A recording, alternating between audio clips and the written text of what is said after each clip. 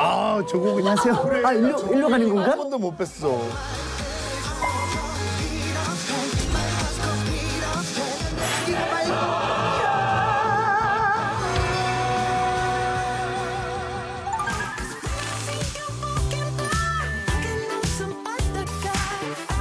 아, 나이스 투 미츠 유.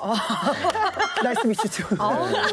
우리 오은영 박사님도 혹시 준수 씨 처음 뵙는 건가요? 아, 아마 준수 씨는 모르실 텐데요. 우리가 그 이웃사촌이었어요. 예전에. 요즘이 아니라 예전에. 우리보다 더 친한 사이였네. 사촌이면은 뭐. 사촌. 아주 가깝죠. 준수 씨 이렇게 저희 네. 금쪽 상담소 와보시니까 어떠세요? 일단 제가 또 여기 채널 A가 처음이에요. 첫 기억. 저를 또 처음 불러주신 것도 너무 감사드립니다. 아유, 왜냐면 조선에서 활동하고 계시잖아요. 아유, 그 지우가 약간 그렇게 되고 있었는데 저 상암동 이 방송국을 이렇게 당당하게 들어온 게 아마 처음이 아닐까. 그래요? 네. 왜 그렇죠? 간단한 녹화 때문에 온 건 있었는데 그것도 방송일이 아니라 다른 뭐 스튜디오만 빌리는 용으로 와본 적만 한두 번 있어요. 그러면 조금 우리가 연예인 보는 느낌이 완전히요. 있겠다. TV만 틀면 나오시는 분들이니까. 어찌됐든 제가 금쪽 아이돌 김준수 편을 살짝 준비를 해봤습니다. 약간 그런 느낌이에요. 본명. 김준수. 본명이시고. 아니, 이게 지금. 약간 질문 아니었나요? 그런 느낌이 아니고. 너무 앞에 이렇게 분위기를 깔아놓으시니까 치료받듯이. 근데 지금 나이가 36. 네. 36이요? 깜짝 놀랐어요. 네. 김준수는 저승사자라는 썰이 있습니다. 잠깐만, 저승사자 무슨 말이지? 뭐야? 일단 증거 자료가 있으니까 한번 증거 자료가 있다고? 볼게요.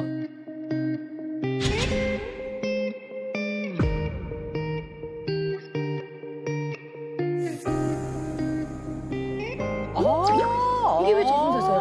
김정호. 까만 옷을 워낙 좋아하시는 거예요? 네. 저의 일상사복 같은 경우는 거의 90%가 검정옷. 왜? 이유가 있어요?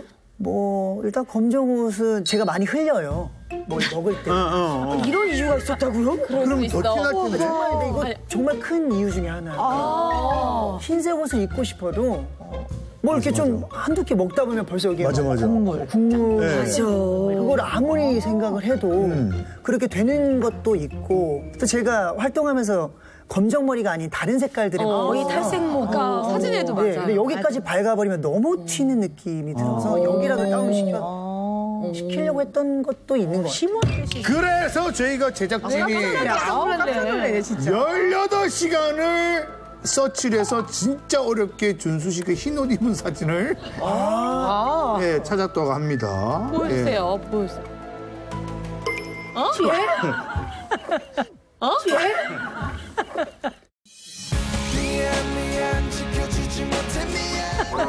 정말 아주 어렵게. 이게 그러니까 누군데? 이게 누구시죠? 이게 예전에 이제 그룹 시절, 동방신기 시절에 엄청 유명했던 사진 중에 하나인데 공항 준수라고 해가지고요. 네. 저는 여기에 대해서 이제 변명 아닌 변명을 하는데 왜냐면 지금은 렌즈를 껴도 눈이 뭐 작아지거나 이런 게 없잖아요. 없죠. 물론 근데 그때 당시에 시력이 너무 난시가 양쪽이 있었어요. 그러시구나. 저 사진 찍을 때가 여러 가지 악재가 겹쳤을 때. 그래서 저게 있어서 오늘날의 공항 패션이라는 게 생겼어요. 정말 저게 발단이 된 걸로. 저게 시초였던 거예요? 네, 저 때만 해도 그런 시대는 아니었어요. 그냥 자기 사복 입고 맞아. 메이크업 머리도 안 했어요. 너무. 근데 저게 맞죠. 사실 공항 갈 때 그렇게 풀 메이크업하고. 외모적인 거에서 그 질타에 대해서 저는 되게 좀 자유로워. 괜찮았거든요. 가수가 노래 잘하면 됐지 뭘 노래하고 춤 잘 추면 됐지 뭐 외모가. 근데 저건 조금 저도 타격을 입었었거든요. 타격 있는 사진. 아이고. 네. 근데 반대로 우리 김준수 씨 천사썰도 있어요. 천사술?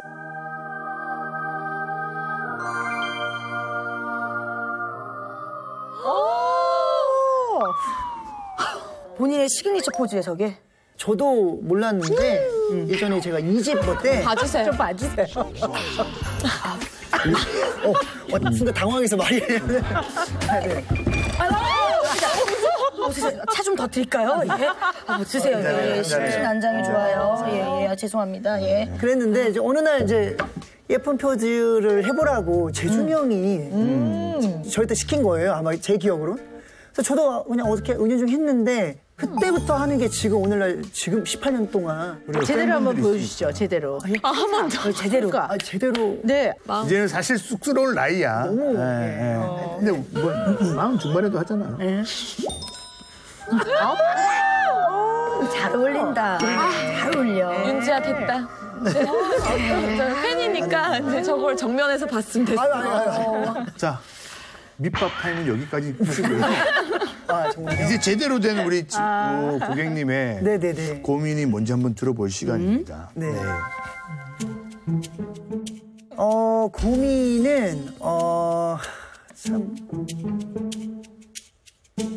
예전에는 뭐 물욕 갖고 싶은 게 무력. 많았다면 지금은 그런 것들이 사라졌다.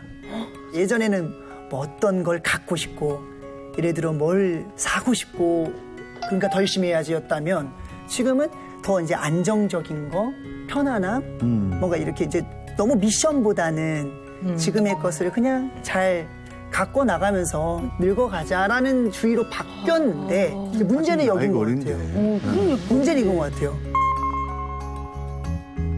인간 김준수로서의 삶은 너무 지금 편안하고 좋다고 느껴요. 더 올라서 행복해요. 안정적이고. 근데 이게 과연 연예인 김준수로서는 이게 과연 잘 가고 있는 방향이 맞을까 하는 그런 양쪽의 괴리감, 네, 그런 게 가장 제가 지금 느끼는 가장 큰 고민인 것 같아요. 저는 그럼 궁금한 게 네. 마지막으로 나를 위해서 산 소비는 뭐예요? 제 돈으로 뭐 핸드폰 정도? 예전에는 막 화려한 거 뭐 이런 것들을 갖고 싶고 그런 걸 가진 거에 대해서 뭔가 희열을 느끼고 스트레스를 해소하고 했다면 필요해서 사는 그렇지, 느낌? 필요해서 사는 거지. 물론 그런 건 있어요. 내가 필요해서 살 수 있다는 걸 감사해 하죠. 근데 이제 저에게 할 수 있는 사치라고 할 수 있는 명품? 올해 한 번도 산 적이 없는 것 같아요. 실질적으로. 실제로 또 사고 나도 그게 오는 행복의 충족감은 또 떨어지고. 네. 큰 변화잖아요.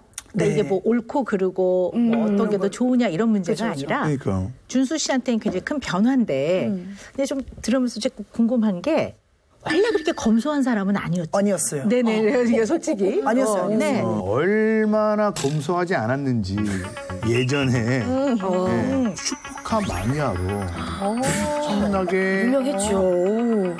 알려졌었어요.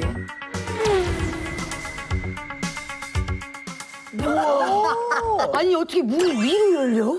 야. 문이 어떻게 위로 열릴 수가 있지? 당시 국내 딱 한 대 있었던. 뭐가요? 2대 아니야. 3대 아니고 딱 한 대.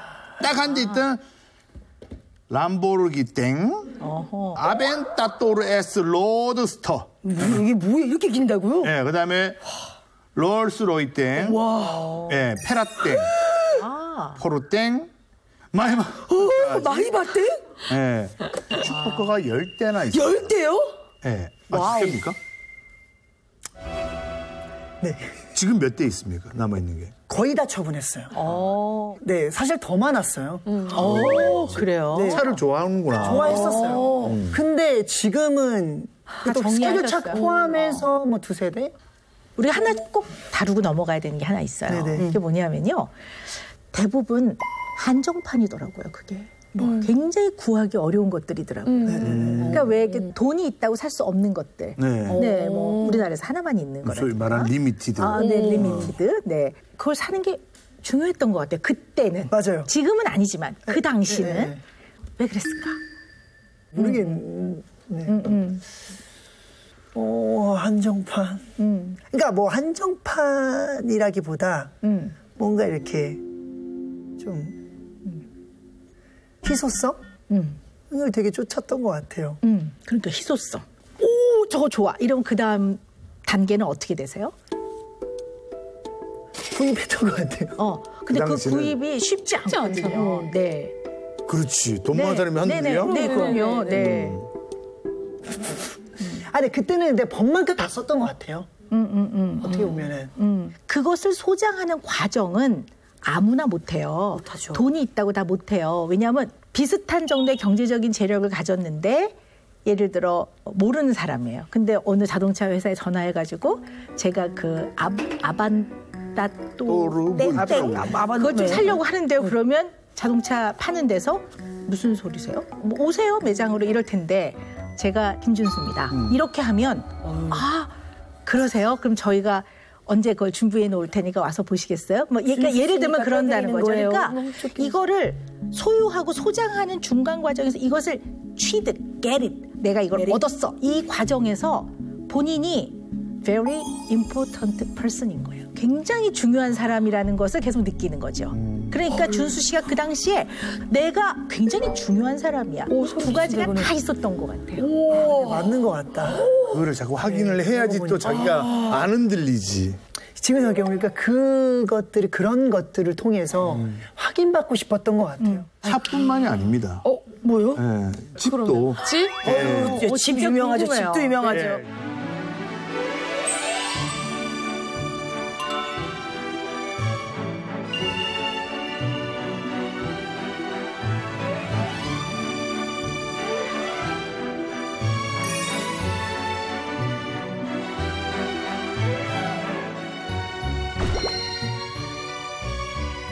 오, 아, 저 식기 정말 사고 싶었던 건데. 와. 저 브랜드 있죠, 저 브랜드. 미국의 전 대통령, 트럼프. 그리고 만수르가 만수르. 예, 애용한다던 그 제품 맞습니까? 그렇다고 하더라고요, 저도. 이제 어떤 분들은 이제 이걸 보시면서 야 미쳤다 다 뭐 밥을 굽는 사람도 있다던데. 저도 이게 조심스러워요. 네네. 맞아요. 그러실 것 같아서 제가 이렇게 말씀을 드리는 건데요.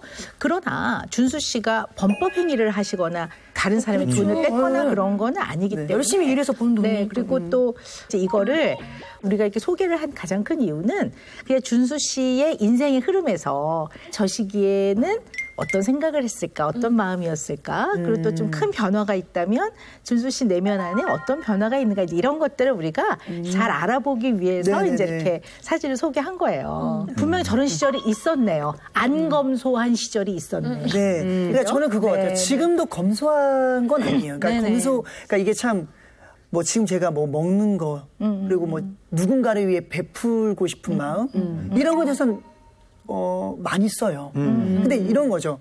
군대에 있던 친구가 결혼을 하게 되면서 혼수 선물로 그 L땡에 제일 좋은 거. 진짜. 근데 또 저는 아직도 그런 것들은 또 좋아요. 여전히. 이제 좋아하는 친구들을 전부 다 비즈니스를 태워서 10명 정도를 10명이요? 여행 모든 비를 제가 다 내서 어디로 가셨는지 혹시? 뭐 라스베가스도 갔다 오고 LA도 갔다 오고 하와이도 갔다 오고 발리, 푸켓 정말 많죠. 몇 살까지 친구가 가능해요? 혹시 친구가 친구의 있는 범위 자격 요건이라든지 뭐. 저는 그게 기뻤던 것 같아요.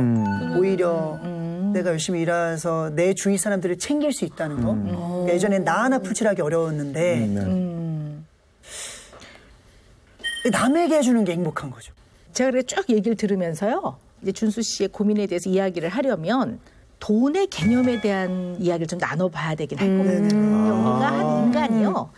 돈과 시간에 대한 개념. 그다음에 각자 가지고 있는 종교가 있는 경우에 종교에 관한 개념은 안 바뀌어요. 그리고 정치적인 개념도 잘 안 바뀌는 거라고 돼 있어요. 물론 바뀌기도 하지만 잘 안 바뀌는. 그래서 보통 사람들이 이렇게 평생에 걸쳐서 잘 안 바뀌는 돈에 대한 개념, 경제적인 개념이 준수 씨는 어느 일정 기간에는 막 엄청나게 안 검소한 쪽으로 쏠렸고 지금은 또 어떻게 보면 조금 많이 방향이 반대로 가 있잖아요. 그렇게 확 바뀔 때는 돈이 갖고 있는 준수 씨에 대한 의미가 있는 거예요. 그러니까 돈은 나한테 어떤 의미인가 이런 생각을 좀 해볼 필요가 있는데요. 그래서 제가 준수 씨와 여기 계신 우리 가족들에게 인생 곡선 그래프를 그려봐라. 했었어요. 기억나시죠? 숙제 출생부터 현재 이르기까지 5년 단위로 해서 이제 0을 기준점으로 보는 거죠. 그렇게 해서 그 0보다 높은 거는 플러스고 0보다 아래로 내려가는 건 마이너스라고 봐서 이 선을 쭉 연결을 하면 나의 인생의 흐름 좀 이런 모습이구나라는 거를 살펴볼 수가 있어요. 우리 준수 씨의 인생 곡선 그래프를 한번 볼까요? 네. 야, 네. 이 정도 주식은 불안해서 못 사요. 미국이 횡보죠, 횡보야. 지금 보면 5세에서 10세 사이에 좀 내려가셨어요, 그죠? 네. 준수 씨 본인의 이제 말씀을 좀 들어봤으면 좋겠어요. 너무 정말 지독한 가난이었고요. 일단 그래도 부모님과의 관계나 이런 건 너무 좋았던 것 같아요. 그러니까 되게 그 사이는 좋았던 기억이 있어요. 근데 같이 살 수가 없는 거죠. 집이 없으니까 실제로. 그래서 막 그냥 어린 마음에 엄마 손잡고 여인숙, 하숙 막 그런데 뭐 모텔? 이런 데서 막 한 달 동안 산 적도 있고 기억이 나요. 근데 저는 그래도 그게 막 불행하다는 생각을 한 건 아닌데 지금 생각해보면 와 내가 어떻게 그걸 그렇게 살아왔지? 그러니까 또 엄마랑 아빠랑 그 당시에 떨어지는 게 너무 두려웠던 것 같아요. 그렇지. 애기 입장에서는.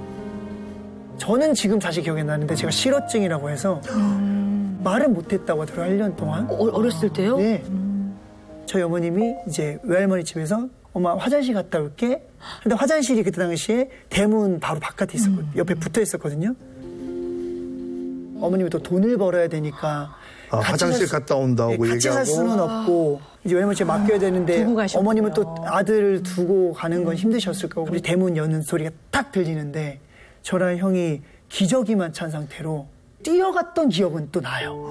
막 뛰어갔는데 그게 전주였어요. 땡볕에 아스팔트가 그렇게 뜨거운데 제가 맨발로 아기 때 뛰어갔던 기억이 있어요. 어머님이 그 당시 어떤 나무 뒤에서 숨었는데 저희랑 형이 계셨구나. 어머니를 이렇게 찾을 때 엄마가 진짜 세상에서 제일 많이 그때 많이 울었다고.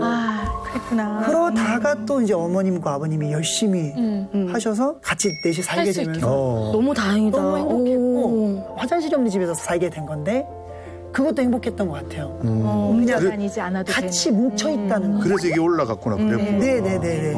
아주 그 지독히 가난했던 어린 시절. 물론 이제 그 시절은 가난했지만 마음으로는 가족들하고 화목하셔서 그나마 다행인데 아무리 가족 간에 화목했다 하더라도 지독한 가난이 준수라는 어린이에게 어찌 편안했겠습니까? 그 인생이 얼마나 마음고생이 많았을까 하는 생각을 해봐요.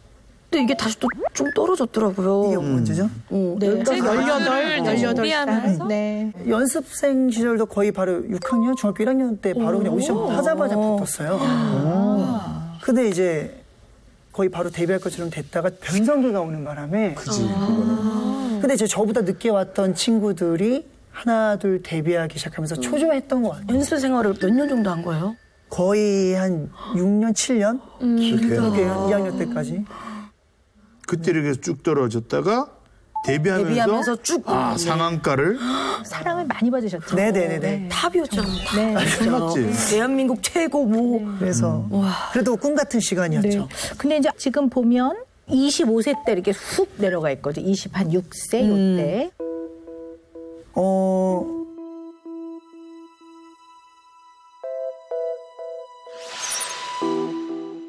팀이 좀 해체되는 시점하고 또 맞물리는 시기인가요? 맞아요. 사실 뭐 이게 어느 정도 이게 얘기가 뭐 편집이 되지 않고 나갈지 모르겠고 이런 얘기를 할 시기도 없었고 방송도 이제 제가 막 하게 된 거라. 맞아. 이런 얘기를 심도 있게 나눈 적이 없어서 저도 조심스럽고 해도 뭐 당연히 편집돼도 괜찮은데 그때는 사실 지금처럼 이렇게 활동을 할 수 있을 거라고 감히 생각하지 못했어요. 맞아. 아니 왜요?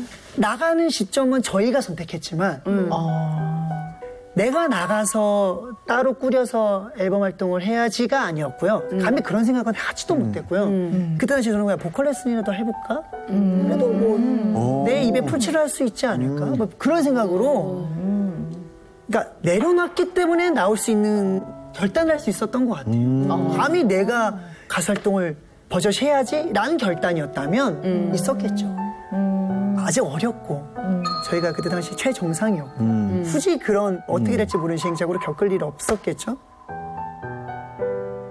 근데 이제 그게 이제 그 계산을 대충 해보니까 군대에 갔다 오는 것까지 하면 30 되어서 되겠더라. 지금 딱 제 나이. 근데 이렇게 살아온 인생만이 보기에는 정말 빛 좋은 개살구처럼 좋아 보일지 몰라도 과연 내가 행복한 삶을 살았다 할 수 있을까? 단지 그랬던 것 같아요. 그냥 지금의 이 생활을 여기서 끝내는 게 낫지 않을까? 더군다나 지금의 이 울타리에서만큼은 이런 생각을 했던 것 같아요. 그냥 삶에 대한 전환점에 대한 고민을 엄청 할 때고. 그때 좀 생각한 것만큼 활동이 쉽지 않으셨던 것 같아요. 네. 그러니까 네. 이런데 네. 이게 참 이게 애매한 게 네. 방송 활동은 전혀 못했죠. 전무후무하다시피 했는데 네. 참 이게 어떻게 얘기하는 게 근데 이제 이런 돈이라고 해야 되나요? 돈은 거의 100배를 벌었던 것 같아요. 있을 때보다. 정말 100배? 정말 그냥 거짓말 하나도 없이. 얘기하는 김에 그때 얘기하지 못했던 가장 한이 됐던 말 하나 네, 있을 막 거 아니에요. 억울하고 한이 되고 그 당시에 이거는 진짜 해명하고 이건 진짜 싶었는데. 아니었는데. 네. 이런 거죠. 이제 뭐 나름 노예 계약이라고 해서 나왔는데 집이 있고 이렇게 있는데 네가 어떻게 노예이냐. 배은망덕한 놈아 하는데 나와서 1년 안에 다 이룬 거예요. 그 모든 것들. 이런 얘기도 사실 처음이라 이게 되게 조심스럽긴 해요. 근데 이제 근데 지금 막 얘기하다 보니까 생각이 들었던 건데 저를 그때 당시에 되게 치근하게 보는 동정어린 시선들이 많았어요. 그리고 실제 처음 보는 분들이 뭐 어떻게 사나. 집이 안 근데 나오니까. 나는 전혀 지금 다른데. 그러니까 어린 마음에 더군다나 좀 싫었던 것 같아요. 지금 생각해보면. 맞아요. 자, 그렇다면 충분히 그럴 수 있죠. 준수 씨한테 있어서의 돈의 소비는 과시가 아니라 능력을 사람들에게 확인시켜 주는 거였던 거예요. 나 아직도 건재해. 나 아직도 그렇게 잘하고 있어요. 이걸 보여주는 능력, 그리고 가수로서의 존재에 대한 확인. 다른 사람에게 그것을 증명하는 그런 의미로 만수르 집장식과 슈퍼카를 사신 거예요. 네. 그러고 보니까 그러네요. 그런 것 같아요. 그게 제일 컸던 것 같아요. 제가 아까 왜 준수 씨의 내면을 좀 더 잘 이해하려면 머니, 돈이 준수 씨한테는 어떤 의미인가 하는 걸 좀 잘 이해해 봐야 된다는 말씀을 드렸는데요. 준수 씨에게 돈은 여러 가지 의미가 있는 것 같아요. 네. 일단 어린 시절에 참 많이 지독하게 가난하셨어요. 근데 이 가난을 경험하시면서 준수 씨한테 있어서 돈은 안정감이에요. 네. 돈 이콜 안정감, 안정. 마음의 안심, 안정감이에요. 돈이 있어야 그래도 이리저리 전전하지 않고 한 곳에 살 수 있고 돈이 있어야 아침에 갔다가 저녁에 부모님이 돌아오시고 네. 어디다 두고 멀리 떠나지 않고 그래서 준수 씨는 앞으로도 돈이 중요해요. 제가 봤을 때. 어느 정도는 갖고 사셔야 될 것 같아요. 네네네. 이게 방송이라는 게 사랑하는 팬들이나 대중한테 인식이라는 게 있거든요. 그러면 이제 이 방송 활동을 하지 못하는 것에서 오는 굉장한 불안함이 있었을 것 같아요. 내가 혹시 네. 잊혀지면 어떡하나. 그리고 이제 두려움 같은 것도 혹시 있지 않으셨을까 하는 게 좀 정말 궁금해요. 네. 많았던 것 같고요. TV를 아예 보질 않았던 것 같아요. TV는 거의 그냥 하나의 그냥 장식품이었지. 근데 나와 같이 활동했던 나의 동료 혹은 지인들이 계속 TV 나오고 있고. 버젓이 예능에 나오고 활동을 하는데 갑자기 너무 우울하고. 그런데 그러고 보니까 나는 방송 활동을 10년 동안 못 해왔는데 그때 나 방송하고 싶다. 내 얘기를 좀 하고 싶다. 나를 좀 보여주고 싶다. 저 그때 그 아이돌룸. 정말 많이 봤어요. 그 아이돌룸이라는 것도 저는 정말 그것도 보면서 나가고 싶다. 그러니까 정말 그때는 나 혼자 산다. 뭐 전부 다 그냥 보면 TV만 보는 거예요. 그때 하염없이 정말 새벽 내내 울었던 기억이 나요. 대중 앞에 많이 서는 사람들은 내지는 뭐 일반인이라도 자기 자신, 그걸 셀프라고 하는데요. 진짜 자기가 있어요. true self. 아, 나는 좀 이런 사람이야. 나는 어린 시절에 가난했고 그래서 돈도 중요해. 돈을 벌어야 좀 편안해. 돈이 있으면 좋은 일도 하고 싶어. 난 성공도 하고 싶어. 자, 이걸 true self라고 해요. 그리고 인간은 또한 사회적 동물이고 사회 안에서 다른 사람과 살아가기 때문에 사회에서 내지는 타인이 바라보는 내가 있단 말이에요. 타인이 기대하는 내가 있어요. 또 내가 타인한테 어떤 모습으로 비춰줬으면 좋겠다라는 게 있어요. 그 셀프를 false self라고 해요.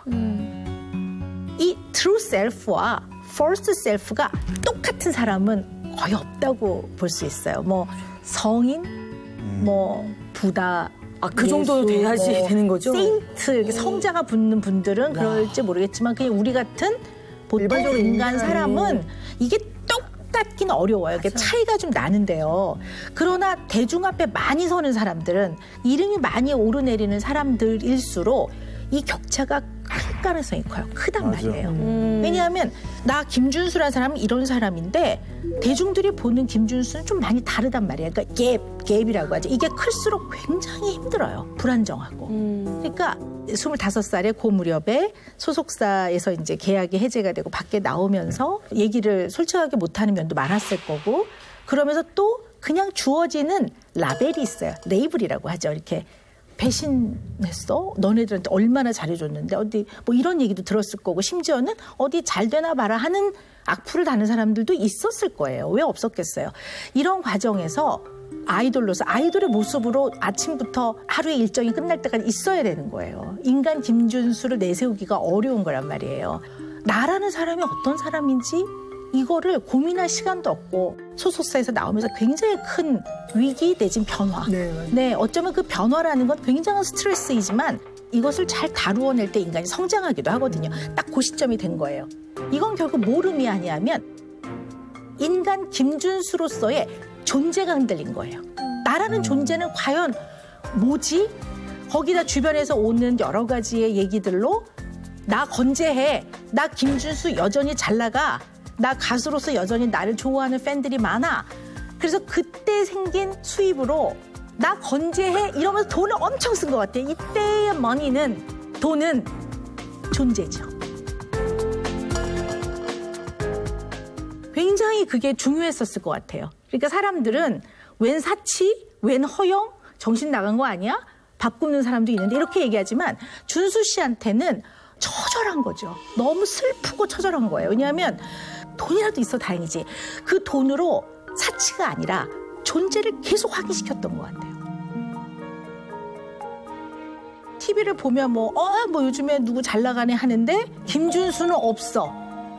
근데 존재를 확인하는 건 다 부정적인 얘기들이야. 거기다 본인 얘기가 아닌 것들이 되게 많고 같은 멤버들이 여러 가지 어려운 얘기들을 들으면 굉장히 속상하지만 그렇다고 어떻게 뭐 이들과 뭐 완전히 모른 척을 할 수도 없고 여러 가지 어려운 시기를 같이 보냈는데 그러니까 이게 복잡하다고요. 이 복잡 미묘하면서 어깨가 굉장히 무겁고 근데 인간 김준수는 가수로서도 아이돌로서도 동방신기란 말을 이제 쓸 수도 없어.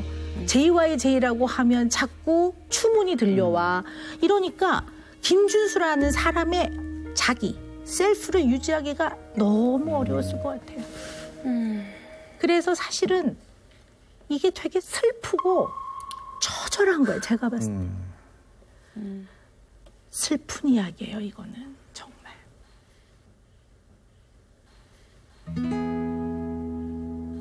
뭐 좀 많이 공감이 되시나 봐요. 준수 씨가.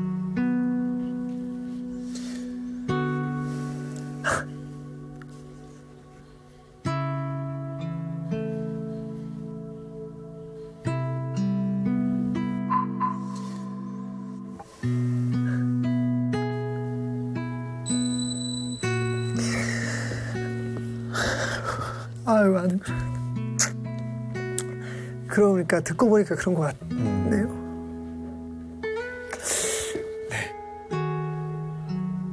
그러니까 내 자신의 존재 이유를 계속 확인시켜 보려고 했던 것 같아요. 그게 안 되는 순간 나는 그냥 이제 이 사회에서 동떨어진 그걸 인정하기 싫었고 그렇게 보여지기 싫었던 게 너무 커서 그랬던 것 같고요. 또 나와 같이 그렇게 활동했던 친구들이 혹은 나의 동료들이 힘들어지는 친구들도 있고 또 나와 같은 동시대에 일했던 친구들이 너무 버젓이 활동하고 있고 나는 근데 아무것도 안 하고 그냥 있고 뭐 이런 그런 거? 여러 가지 감정들. 네, 뭐 그런 여러 가지 복합적인 감정이 밀려오다 보니까 네 그런 거 같네요. 그러면. 그런데요, 우리 준수 씨가 처음 여기 오셔서 제가 이제 뭘 사고 싶은 것도 없고요. 무력이 사라졌고요. 무력이 사라지니까 내가 가수로서 더 열심히 해야 되는 거 아닌가? 뭐 이런 고민도 되고 그래요. 이렇게 말씀하셨잖아요. 이게 다 연결되는 얘기예요. 그래. 자, 왜 준수 씨는 무력이 사라졌을까? 굉장히 어려움을 겪으면서 많은 고민과 그걸 통한 성장을 하면서 그 흔들렸던 셀프 이거에 길을 조금 찾으셨어요. 뮤지컬 가수로서 탄탄하게 이제는 인정을 받기 때문에 뮤지컬 가수로서의 아이덴티티, 정체성이 많이 자리를 잡은 거예요. 그러니까 그 흔들렸던 셀프가 정답이구나. 네, 셀프가 조금 안정이 되면서 더 이상 나 건재해, 나 이런 것도 살 수 있어. 그리고 이러한 희귀성이 있는 거를 내가 사니까 나 되게 임포턴트 펄슨이야. 이걸 더 이상 하지 않아도 증명할 되는 필요가 거예요. 없는 거지. 네. 그런 것 같네요. 그래서 지금은 아벤타토르에서 로드스터가 필요가 없군요. 다 없어요. 마지막 하나만 조금 더 하자면 준수 씨의 그런 연기와 노래를 보러 오는 많은 관객들한테 노래로서 감동을 주는 거거든요. 그 감동은 쟁취가 필요 없는 거예요. 감동은 승부가 필요 없는 거예요. 감동은 그냥 감동일 뿐. 그걸 하고 계시기 때문에 관객이 느낄 수 있으면 된 것 같아요. 네. 얘기한 건 거의 처음인데 더군다나 이렇게 방송이라는 곳에 제가 어느새 나와서 이게 털어놓을 수 있다는 것만으로도 너무나 행복한 시간이었고요. 또 너무 좋은 말씀, 좋은 얘기들 많이 해주셔서 너무나 진심으로 감사드립니다. 오은영의 금쪽 상담소에 오신 고객님 자기소개 해주세요. 연기와 예능을 넘나들면서 다양한 분야에서 맹활약 중인 광부제 미모 산다라 언니와 독보적인 댄스 실력과 미친 가창력으로 사기캐라 불리며 전 세계의 러블리함을 뿜뿜 뿌리고 다니는 막내 민지. 서로 소개해 주는 거였어. 걸크러쉬의 원조 데뷔 12년 차 반혜연입니다. What's up with 21? 프로그램 하시는 것 같아. 지금부터 멘탈 테스트를 시작합니다. 빗속에 있는 사람을 그려주세요. 빛 속에 있는 사람. 네. 그림 테스트인가? 이번에 처음 나오는 이제 오 박사님하고 하면 이런 테스트들이 많습니다. 이거 우리도 하고 싶다. 이런 테스트들이 많아요.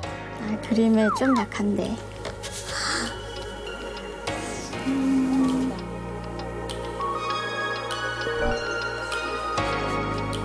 비가 내리고 음악이 흐르는 최선을 다해서 좀 드리겠습니다.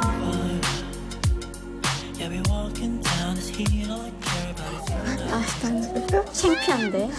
제가 더 재밌습니다. 다 드린 것 같습니다.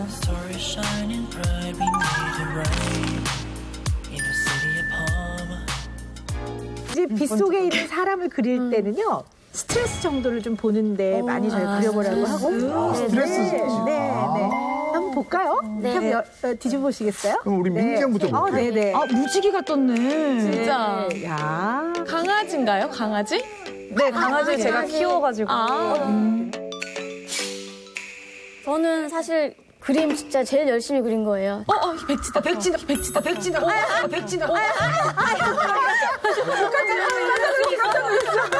이게 마음이가. 짜잔. 우선이 되게 크다. 이게 어떤 의미일까? 네. 근데 일단은 뭐 그냥 우리가 일반적 해석을 할 때요. 네. 비나 구름이나 웅덩이는요 스트레스를 좀 의미해요.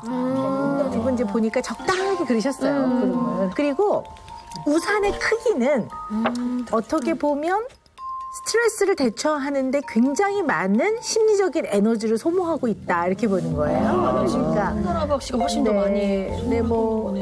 그래서 뭐 그냥 몸을 가릴 정도라고 보죠 지금 보니까요. 네, 그리고 여기 등장하는 사람의 얼굴의 표정은 스트레스를 나름 어떻게 본인이 받아들이느냐예요. 근데 두 분이 다 웃고 있어요. 그러니까. 그럼 이제 스트레스는 스트레스이나 그냥 뭐 그래 뭐 내가 겪어내야지 뭐 이렇게 좀 긍정적으로 받아들인다고 볼 수 있고요.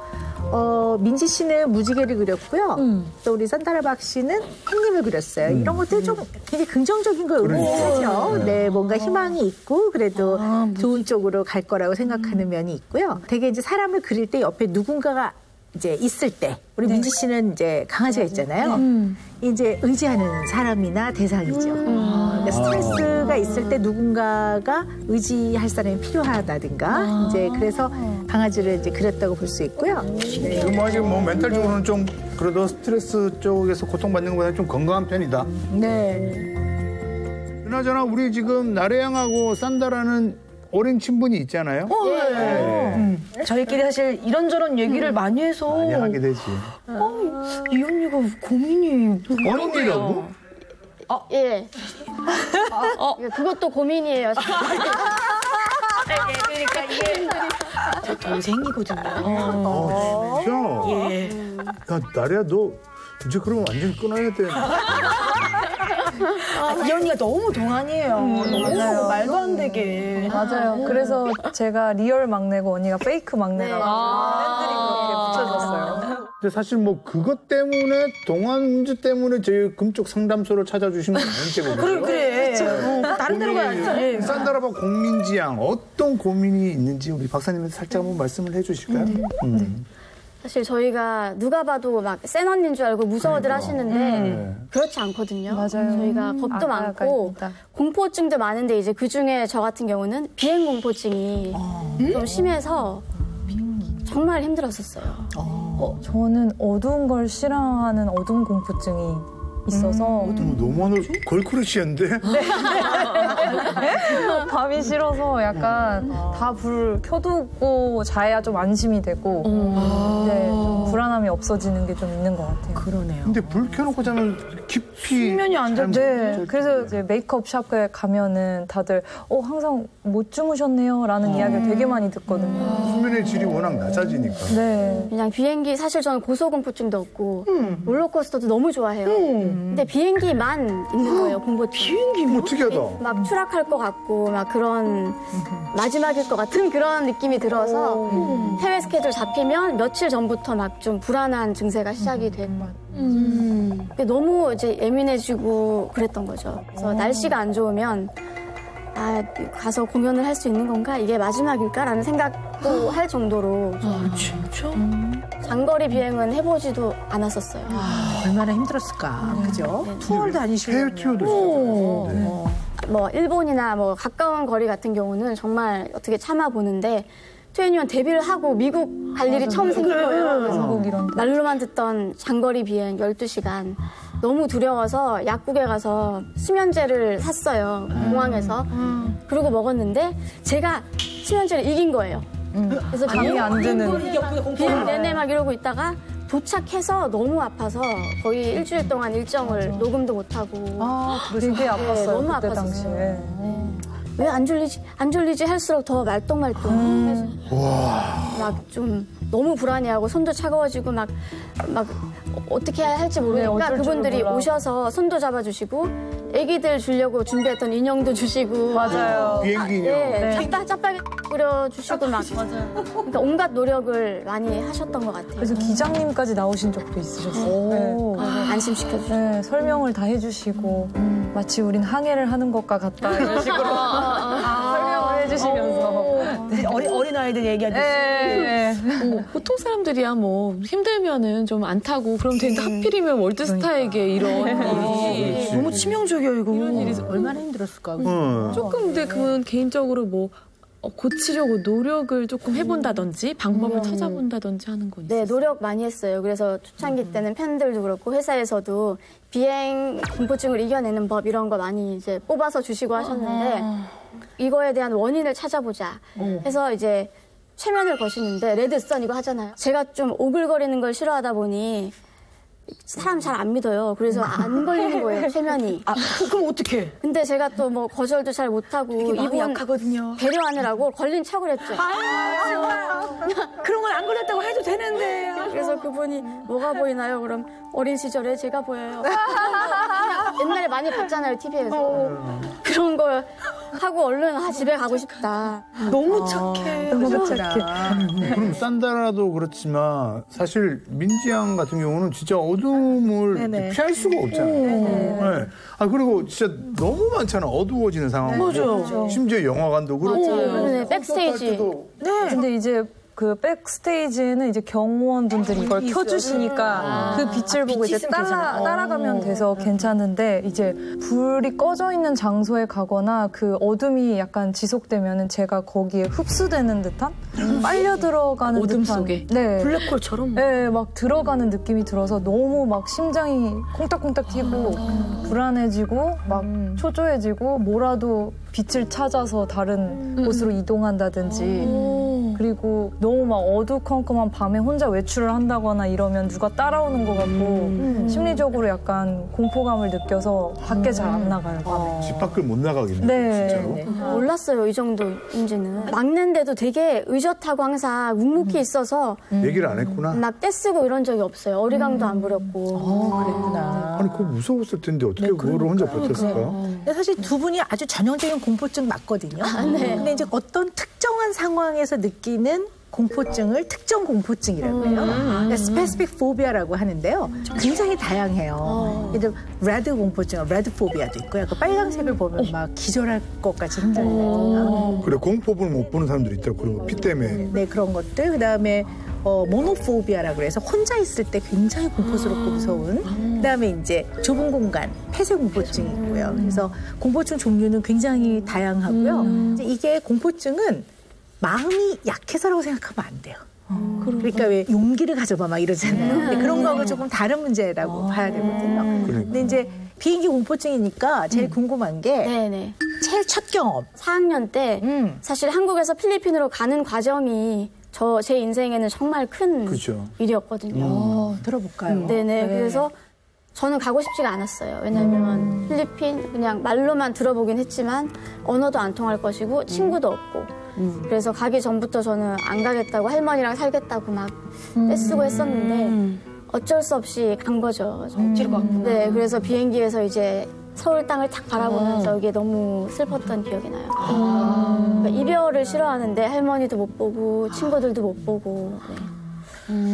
어떻게 보면 누군가는 필리핀으로 가는 비행기가 네. 엄청 즐겁고 가서 뭐 이렇게 놀아야지 물놀이 해야지 이러고 가시는 분도 있지만 우리 산다라 씨한테는 굉장히 많은 사람과 이별을 하고 또 상실을 경험하고 그 도살장에 끌려가는 소처럼 그 비행기 문을 열고 들어간 그 공간이 본인한테는 굉장히 그 아픈 추억이네요. 맞아요. 많이 울었던 것 같기도 해요. 그러네요. 네. 거기 생활은 좀 어떠셨어요? 뭐 예상했듯이 힘들었죠. 가서 말도 안 통하니까 제가 1, 2년 학교를 못 다니고 제가 6학년이 되는 나이에 초등학교 1학년부터 시작을 했어요. 왜냐면 외국은 그렇게 하니까. 그래서 꼬마 친구들이랑 같이 생활을 하는데도 말을 못하니까 가끔 필리핀어를 하면 또 발음 이상하다고 놀리고 이제 그런 것 때문에 말수도 줄어들게 되고 소극적이어지고 친구도 없고. 근데 제가 기억하는 산다라박의 첫 모습은 인간극장이었거든요. 네. 그때는 너무 밝은 모습에 음악에 맞춰 춤을 춰보는 산다라와 동기들. 작은 체구에 아직은 앳된 얼굴의 산다라박. 네네, 그때부터 이제 밝아진 거고 그 전은 정말 힘든 학교 생활을 보냈어요. 아, 그랬구나. 네. 그러니까 친구들이 하이 이렇게 해도 그 한마디 하는 게 쑥스러워서 그냥 가고 막 이래가지고 그래서 선생님이 제가 말을 할 줄 아는 걸 알면서도 자기도 모르게 수화를 하신 적이 있었어요. 그래서 그게 굉장히 충격적이었죠. 이게 우리가 금쪽 같은 내 새끼에서 좀 여러 번 얘기했던 선택적 함구증 상태였던 거예요. 친구가 그랬어요. 저한테 얘기해줬어요. 오은영 박사님 얘기했는데 너다. 네. 말을 하도록 요구받는 상황에서는 말을 하는 것이 굉장히 어려운 거죠. 잘 안 되는. 일부러 안 하는 게 아니라. 더군다나 나이가 많이 어린 동생이니까. 네, 맞아요. 이게 나이가 많은 사람하고 나이가 어린 사람하고 갈등이 생기면요. 이유 관계 없어요. 원인 관계 없이 나이 많은 사람이 욕 먹게 돼 있어요. 맞아. 그러니까 뭐 소통할 수 있는 게 굉장히 적었겠어요. 말뿐만 아니라. 월반을 2번을 했어도 결국은 저보다 3살 어린 87년생들이랑 졸업을 했는데 그러니까 그 과정이 항상 뭔가 움츠러들고 내 또래들은 저기 있는데 난 여기 있고 그래서 이제 고등학교 졸업하기 한 1, 2년 전부터는 친구들이 생겼어요. 제가 그때 제가 학교 축제 때 노래를 한 적이 있어요. 그때부터 친구가 많이 생겼어요. 계기가 있었구나. 네, 그러니까 친구들이 학교에서 쟤 말도 못하는 애인 줄 알았는데 목소리가 좋았구나 이러면서 막 친구하자고 다가오고 이게 정말 저한테도 큰 용기였죠. 그런데 어떻게 그를 학교 축제에 나가서 노래 부를 생각을 했을까요? 그러니까 무대는 괜찮았어요. 근데 1대1로 뭐 이렇게 사람 대하는 게 힘들었지 무대에서 퍼포먼스 하는 건 지금도 뭐 전혀 이제 두려움이 없고 네. 아니, 이게 진짜 신기한 것 같아요. 그럼 그 무대에 서기 전까지 한 4, 5년 동안은 거의 뭐 친구 없이 그냥 너무 심심하게 지냈죠. 데뷔를 하면서부터는 다들 이제 제 팬으로 변해서 응원해주고. 네. 근데 거기서 그렇게 이제 국민 스타로 있다가 또 덜컥 한국에 왔어요. 맞아요. 오게 된 계기는 뭐예요? 그게 그냥 멋있는 거 하고 싶었던 것 같아요. 트레이닝도 제대로 받고 싶었던 것 같고. 그래서 YG라면 날 변신시켜줄 수 있겠구나라는. 그거 싹 다 버리고 오기 쉽지 않은데 진짜. 대단한 결심이죠. 그러니까 그때는 또 필리핀에 친구도 많았고 추억이 많다 보니까 한국으로 다시 올 때 마음이 너무 힘든 거예요. 그때도 엄청 많이 울었어요. 그래서 저는 이제 YG로 일단 연습생으로는 받아주겠다라고 해서 갔는데 가수 레슨에 안 끼워주시더라고요. 저는 한별 언니, 혜선 언니의 계보를 잇는 연기자. 진짜? 네. 그건 본인이 계획한 게 아니잖아요. 그렇죠. 그래서 되게 약간 왜 언니는 같이 안 받지 수업을 이런 생각을 했었거든요. 그래도 데뷔를 하게 됐어요. 네, 그러니까 데뷔하기 한 2달 전에 합류한 것 같은데. 정말요?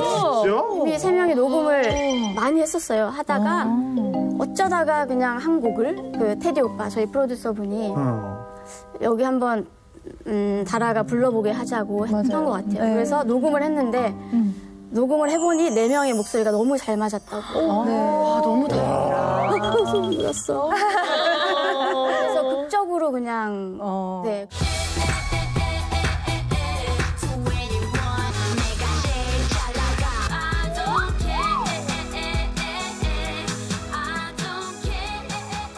근데 누구에게나 또 오는 시기인 것 같아요. 또 아이돌들이 다 계약 기간이 7년이다 보니까 마의 7년 해가지고 그때 좀 이제 각자 갈 길을 또 가게 됐던 것 같은데 그것도 너무 힘들었죠. 왜냐하면 저는 이별을 원하지 않았고 네, 그래서 좀 사실 저희가 특별한 그런 이야기들이 있을 때 다 기사를 통해서 알았어요. 그러니까 회사에서 통보를 들은 적이 뭐 처음부터 이제 뭐 그런 이야기를 나누거나 미팅을 하는 것도 다 1대1로 회사와 물어보고. 그래서 저희도 어떤 생각을 갖고 있는지 서로 알 수 없었고 그렇게 이제 제가 애정을 갖고 했던 팀 활동이 끝나면서 또 찾아온 거죠. 끝이구나. 나는 혼자서 뭘 할 수 있을까라는 생각을 하고 또 이 친구들과의 이별과 팬들과의 이별도 너무 힘들었어요. 이제 팬들을 만날 일이 없는 건가라는 생각이 그 당시에는 되게 많았죠.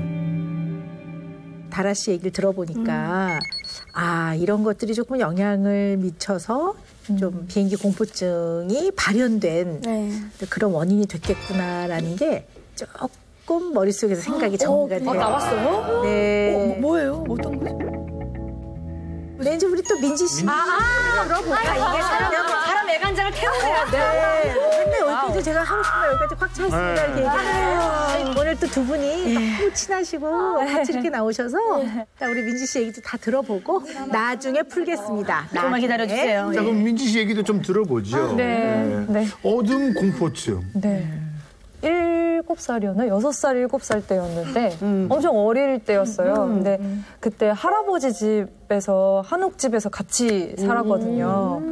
근데 그 한옥집이 되게 이렇게 집안이 이렇게 낮은 그런 집이었어요. 그래서 약간 자연재해가 생겼을 때 되게 위태로운 침수도 좀 되고 네, 그런 집이었는데 혼자 집에 있는데 그날 엄청 말도 안 되는 이제 태풍과 장마가 동시에 오는 날이었던 거죠. 그것만으로도 무섭죠. 근데 점점 이제 집 안에 물이 차기가 시작하는 거예요. 마당부터. 다 그냥 갑자기 눈 깜짝할 사이에 불이 다 꺼진 거예요. 그래서 그 상태에서 유일하게 있던 그 손전등을 하나 가지고 이제 버티고 있었는데 점점 더 그 마룻바닥까지 무릎까지 차오를 정도로 올라온 거예요.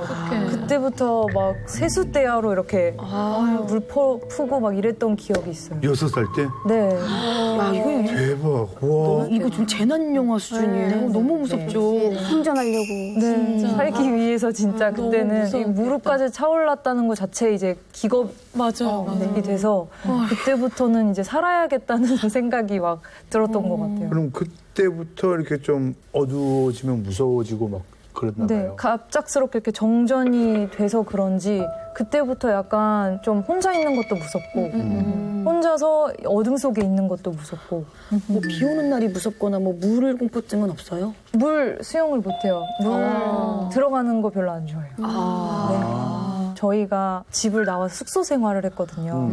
각방도 생기고 그러다 보니까 이제 더 어둠이 무섭다라는 거에 대한 좀 집착이 생긴 것 같아요. 네. YG 그러면 연습생 생활은 몇 살부터 시작한 거예요? 굉장히 어린 나이에 제가 데뷔한 걸로 알고 있거든요. 네. 초등학교 6학년 때 이제 YG에서 러브콜을 받아서 캐스팅이 돼가지고. 아니 어떻게 러브콜이 왔지? 너무 어떻게 부러워, 했길래? 부러워. 그리고 언제 데뷔했어요? 몇 년 만에? 그리고 16살. 중학교 3학년 때 데뷔했어요. 네. 학교나 이런 거는 어떻게 하셨어요? 그렇네. 학교는 4교시밖에 못했어요. 초등학교 때부터 이제 기억나. 그때부터? 네. 이제 초등학교 6학년 때 서울에 올라와서 양해를 구하고 이제 4교시만 하고 그 이후에는 다들 친구들은 급식 먹으러 이제 가는데 저 혼자 이제 회사로 항상 출근을 했거든요.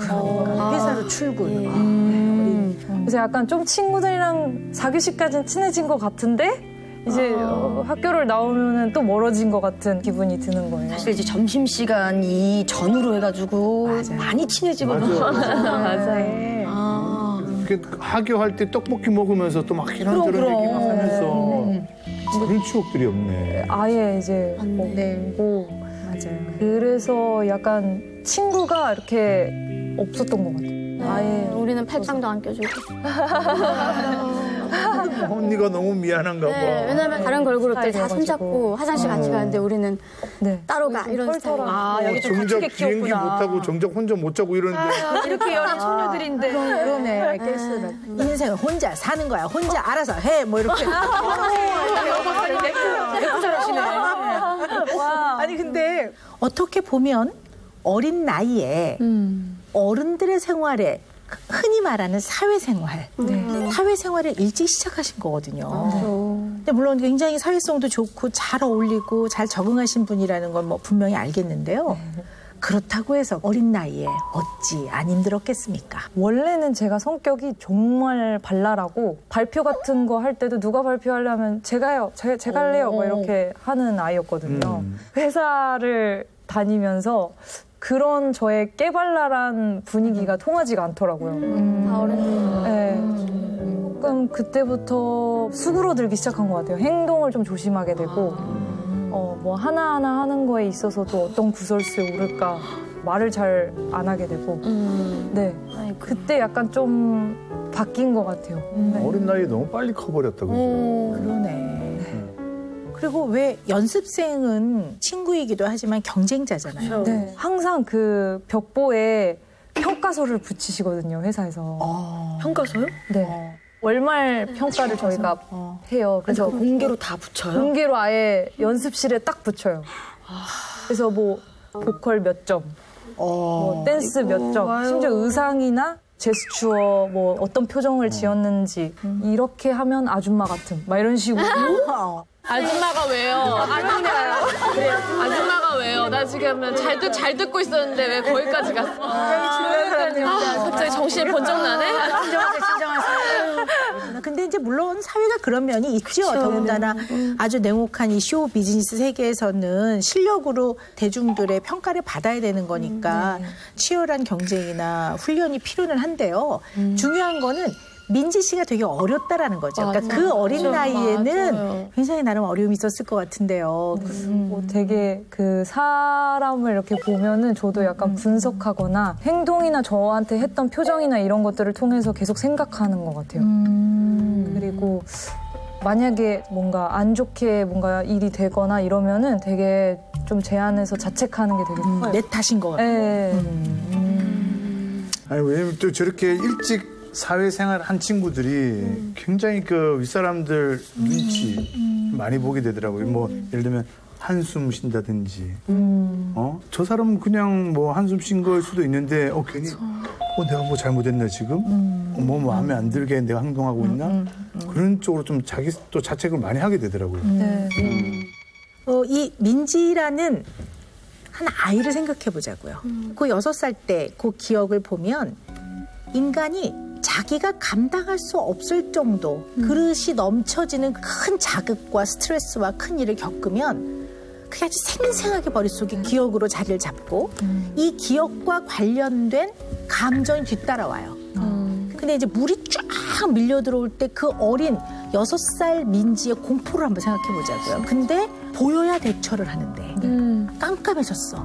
이때의 공포는 그냥 어두우니까 무서워요 이 정도가 아니었을 거예요. 네, 할아버지는 어떻게 되면 나는 숨을 쉴 수 있을까? 이건 어떻게 된 상황이지? 내가 어떻게 해야 되는데 어떻게라도 해야 되는데 큰일 났다. 그래서 이때 물에 익사하는 본능적 공포와 앞이 안 보이고 깜깜하면 보이지 않기 때문에 어떻게 대처할 수 없다라는 굉장한 두려움, 공포가 두 가지가 합쳐져서 경험이 된 거예요.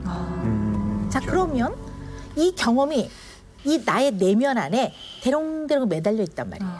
어쩌면 걸그룹이 안 됐으면 이게 그렇게까지 건드려지지 않았을 수도 있어요. 자, 그런데 어른들 세상으로 들어가 버렸단 말이에요, 민지 씨가. 근데 아이야. 어른들 사이에서 튀지 않아야 되고 혼나지 않아야 된단 말이에요. 밖을 보는 레이다. 다른 사람이 어떻지? 나를 싫어하나? 나한테 어떻게 평가하지? 내가 뭘 잘못했나? 이 레이다망이 너무 잘 발달된 너무나 성능이 좋은 레이더인 거예요. 이 성능이 좋은 레이더로 살아가는 거예요. 확 레이더를 돌리면서 어른들의 삶 속에 그래도 긍정적으로 노력하는 쪽으로 적응을 하고 살았던 거예요. 근데 이 레이더라는 거는 깜깜하면 작동을 잘 못해요. 왜? 뭔가를 내가 보고 파악할 수 있을 것 같지가 않아. 이 사람의 얼굴도 깜깜하면 잘 안 보여. 이 사람의 표정도 안 보여. 컨트롤할 수 없어요. 그래서 그러니까 민지 씨한테는 시각적으로 확인이 안 되는 상황은 어쨌든 두려워요. 그런데요, 우리 민지 씨는요, 어린 나이에 되게 유명해졌음에도 불구하고 지극히 보편적으로 타인과 갈등을 빚지 않는 아주 잘 적응하는 사람이에요. 그러면 민지 씨가 기분 나쁘면 나쁠 만한 일인 거예요. 민지 씨가 화날 만한 일 맞는 거예요. 민지 씨가 섭섭해? 상대가 섭섭하게 했을 거예요. 그러니까 이 레이더를 조금 줄이고 그냥 민지 씨 내면 안에 떠오르는 감정대로 표현해도 괜찮아요. 민지 씨 그냥 그래도 괜찮을 거예요.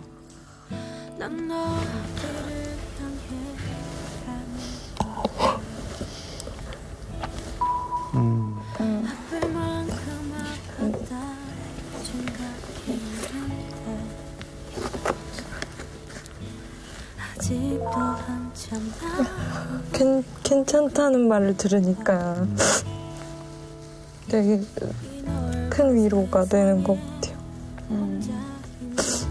표현하는 게 괜찮은 건지 몰랐거든요.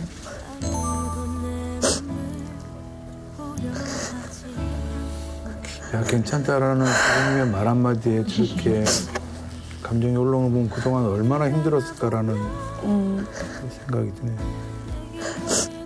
우리 민지 씨 안에 내면의 기준을 새로 고칠 필요가 있어요. 민지 하고 싶은 대로 해도 돼요. 네. 누가 막 뭐라 하면 속으로 너나 잘해. 그렇게 마음 가지셔도 돼요. 너무 많이 참고 사셨어요. 아이고. 어떤 무대에서가 우리 민지 씨는 본인이 갖고 있는 이 예술, 이 음악, 춤 펼칠 수 있을 거예요. 참. 그럼 이제 또 우리 산다라 봐. 산다라 씨 같은 분은 본인이 운전할 때가 제일 편하실 거예요. 이게 자기가 핸들을 컨트롤하는 거거든요. 남이 운전하는 차에 타는 것도 좀 무섭고 기차는 좀 덜한 게 땅에 붙어 있으니까 뛰어내릴 수 있다고 생각해요. 그래서 좀 덜 두려워요. 배는 그래도 물에 뛰어내리면 수영이라도 할 수 있지 않을까 이런 생각을 하는데 비행기는 뛰어내리면 어떻게 안 될 것 같아. 그 문도 내 마음대로 못 열어. 통제할 수 있는 상황이냐 아니냐. 컨트롤할 수 있느냐 언컨트롤러블 하냐가 되게 중요한 것 같아요. 그게 왜 그러냐면 제 인생에서 산다라 씨의 인생에서 아주 중요한 사건이 본인이 주도적으로 뭘 딱 결정하지 않은 과정들이 되게 많았어요. 예측하지 못했던 그런 상황이 산다라 씨한테는 엄청 이게 불안이 유발되는 것 같아요. 그 불안과 두려움과 통제하지 못하는 거에 대한 공포가 비행기라는 그 공간의 상실과 이별과 외로움과 우울이 겹쳐지면서 비행기라는 공간이 굉장히 본인한테는 견디기 어려운 그런 공간인 것 같아요. 네. 그래서 두 분이 왜 친할까 생각을 해봤는데요. 이 민지 씨는 예측이 좀 되시죠? 그렇죠. 항상 튀는 행동 안 하고 그렇죠. 묵묵히 잘했기 때문에 예측이 되는 사람이기 때문에 편안하신 거예요. 그래서 인간관계에서도 약간 돌출 행동을 하거나 예측 안 되는 사람들이 있거든요. 너무 좋은데 갑자기 밥 먹다가 동해바다 보러 가자. 뭐 이러면 좋은데 이 사람이 예측이 좀 안 되거든요. 그러면 그런 사람보다는 이렇게 탁탁탁 스케줄에 의해서 예측 가능하게 움직이는 그런 사람이 훨씬 편안하시고 매니저님들도 스케줄 따닥따닥 다 미리 보내주는 분이 편하더라고요. 전 파악이 돼 있어야 편하기 때문에 그런 것 같아요. 그래서 민지 씨가 편하겠죠. 그리고 민지 씨는 너무 어린 나이에 일찍 사회생활을 시작을 해서 누군가가 나를 좀 따뜻하게 대해줬으면 옆에서 누군가 나를 좀 케어해줬으면 그런 마음이 많으신 거죠. 그게 어쩌면 산다라 언니가 민지 씨한테는 그런 역할을 하는 것 같아요. 그래서 산다라 씨께는 제가 드리고 싶은 말씀은요. 아주 최소한의 꼭 필요한 통제는 있어야 돼요. 그래야지만 삶이 기본적으로 유지가 되는데요. 그렇지 않은 거는 그냥 좀 흘러가게 둬도 괜찮은데 그게 이렇게 말씀을 드리는 것만큼 쉽지 않으실 거예요. 그래서 이 통제의 틀을 갑자기 놓으라고 하는 게 본인한테는 머리로는 이해가 되지만 실제 생활에서는 그거 잘 적용 못 하실 거예요. 그래서 조금 더 제가 말씀드리고 싶은 거는요. 이제는 이제 10대도 아니고 하고 싶은 말씀을 하세요. 그러고 싶은 게 제 꿈이에요. 근데 그거요, 연습하면 돼요. 그래서 실천적인 방법을 하나 알려드리면요. 집에 가셔가지고요. 그때 내가 이렇게 말할 걸, 이런 거 있으시잖아요. 휴대전화에 녹음하세요. 아니, 내가 뭐 꼭 그렇게 하려고 그런 건 아니었는데, 뭐, 이런 걸 해서 녹음한 다음에 다시 들어보세요. 그러면, 여기서 목소리가 좀 약하구나. 본인이 했던 말을 본인이 듣는 걸 통해서 굉장히 많이 또 환기가 되고 해소가 돼요. 그래서 그렇게 집에서 한번 녹음해서 해보고 들어보시면 도움이 아주 많이 될 거예요. 혹시 오늘 하고 싶었던 말인데 뭐 얘기를 못했거나 뭐 그런 말이 있어요? 우리 오 박사님 말씀처럼? 이번에 녹음하지 마시고 오늘은 얘기 좀 해주세요. 오늘은 그래도 말을 많이 편하게 해주셔가지고 많이 했어요. 오늘은 다 하신 거예요, 그러면? 오늘 진짜 역대급 많이 했어요. 비슷 때 나 몇 마디 안 하잖아. 진짜로 정말 많이 하셨어요. 다행이다. 은영뮤직이 노래를 하라잖아요. 그러면 정말? 실례가 안 된다는 것도 있으니까 라이브로 한 소절만 들어볼 수 있을까요? 네, 1절만.